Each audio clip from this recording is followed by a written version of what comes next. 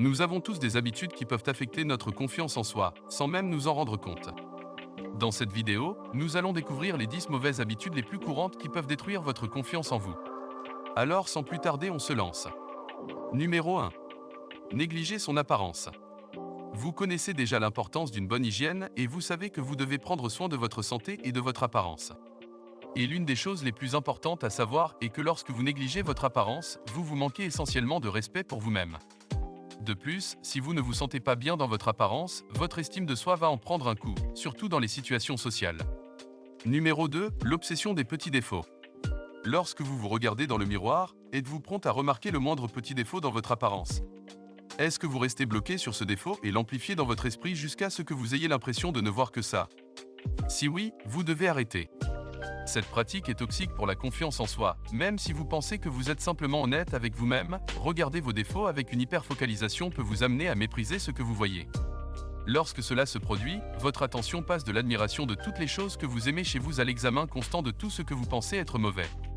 Ce rituel d'autocritique vous laisse un sentiment de tristesse, d'inadéquation et de honte, ce qui n'est pas la meilleure atmosphère pour un état d'esprit confiant.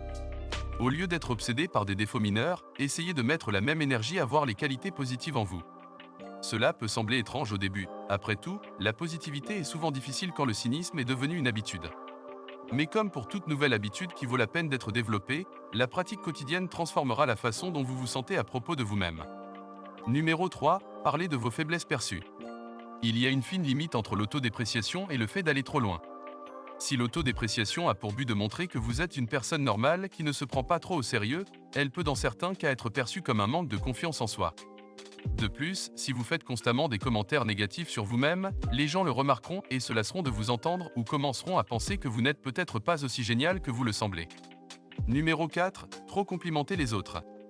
Lorsque vous surcomplimentez les autres, vous leur dites essentiellement à quel point ils sont meilleurs que vous. Bien sûr, il est important de valoriser les autres, mais si vous le faites trop et que vous vous faites passer pour un petit poisson en comparaison, vous commencerez à croire à ce récit. Au lieu de répéter le cycle qui consiste à surcomplimenter les autres et à vous rabaisser vous-même. Prenez le temps d'apprécier vos propres dons et talents. Rappelez-vous que chacun a des forces et des faiblesses différentes. En fait, si nous étions tous pareils, aucun d'entre nous ne se distinguerait dans la foule. Chacun d'entre nous a quelque chose de spécial qui le rend unique. Alors n'oubliez pas vos traits positifs. Numéro 5. Croire à vos pensées négatives. Si vous êtes comme la plupart des gens, vous avez probablement des pensées négatives sur vous-même de temps en temps. Malheureusement, il est beaucoup plus facile de croire les mauvaises choses que nous nous disons que les bonnes. Et au fil du temps, ce type de pensée ne fait que diminuer votre estime de soi et votre confiance, ce qui rend plus difficile de croire en vous et d'atteindre vos objectifs. Alors que les affirmations positives peuvent aider à défaire certains de ces schémas de pensée, il est encore plus utile d'apprendre à ne pas prendre votre discours négatif trop au sérieux en premier lieu. Il permettra une perspective plus objective sur la vie, vous conduisant vers un plus grand bonheur global et donc plus de confiance. Numéro 6. Vous vous excusez excessivement. Vous arrive-t-il de dire « je suis désolé » même si quelqu'un d'autre vous heurte? Alors que les excuses peuvent être puissantes et importantes, être trop poli ou s'excuser tout le temps peut en fait nuire à votre confiance en vous. Vous ne devriez pas vous excuser pour des choses dont vous savez qu'elles ne sont pas de votre faute, ou pour quelque chose que vous ne regrettez pas d'avoir fait. Vous vous rendez ainsi responsable et vous amenez les autres à penser que vous êtes en faute. Les excuses doivent être présentées lorsqu'elles sont nécessaires, sinon elles perdent leur efficacité et leur sens. Numéro 7. Laissez les autres décider à votre place. Vous ne pouvez pas avoir confiance en vous si vous ne savez pas ce que vous voulez ou si vous ne croyez pas que vos opinions comptent. La confiance s'acquiert en exprimant vos désirs de manière honnête et en vous donnant les moyens d'agir. Cela ne peut se produire que si vous vous écoutez, si vous vous faites confiance et si vous réalisez ce que vous voulez dans la vie. Si quelqu'un vous dit ce qu'il pense qu'il devrait se passer, ou vous pousse à faire ce qu'il veut au lieu de prendre en compte vos besoins. Ou pire encore, s'il essaie de vous contrôler ou de vous manipuler, votre confiance en souffrira. Numéro 8. Vous rendre petit. Baisser vos critères peut sembler être une solution facile à court terme, mais en réalité, cela peut nuire gravement à votre confiance en vous et à votre estime de vous-même. Cela signifie accepter moins que ce que vous méritez, et vous risquez de vous retrouver dans une situation où vous continuez à vous abaisser pour satisfaire les attentes des autres. En maintenant vos critères élevés, vous montrez à vous-même et aux autres que vous méritez le respect et que vous êtes digne d'être traité avec dignité. En fin de compte, ne pas baisser vos critères est un acte de respect envers vous-même et peut vous aider à renforcer votre confiance et votre estime de vous-même.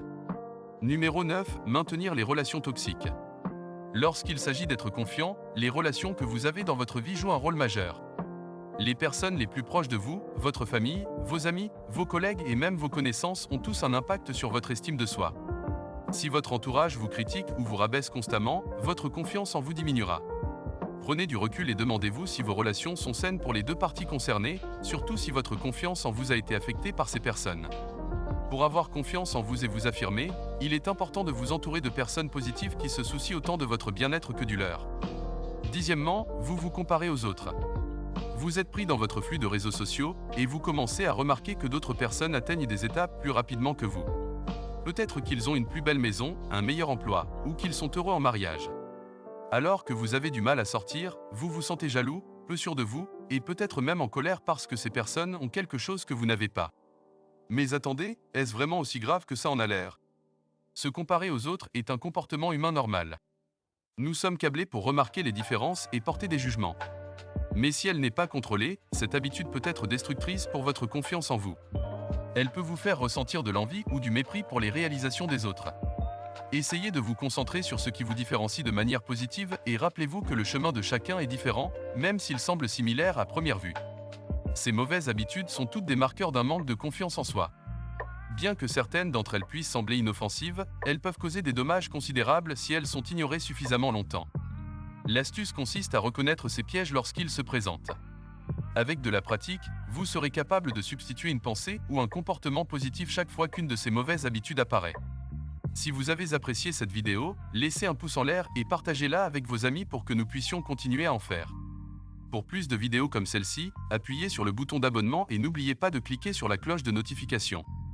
N'oubliez pas non plus de consulter nos autres vidéos. Au prochain numéro.